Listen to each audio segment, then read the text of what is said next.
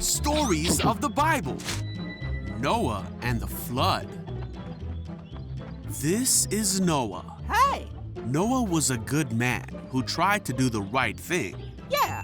But in the time when Noah lived, he was the only man on earth who was doing the right thing. All the other people on earth were doing evil things and hurting each other. This made God very sad. So God said that he was going to send a flood to the earth that would destroy every living thing on earth because he was sorry he ever made them.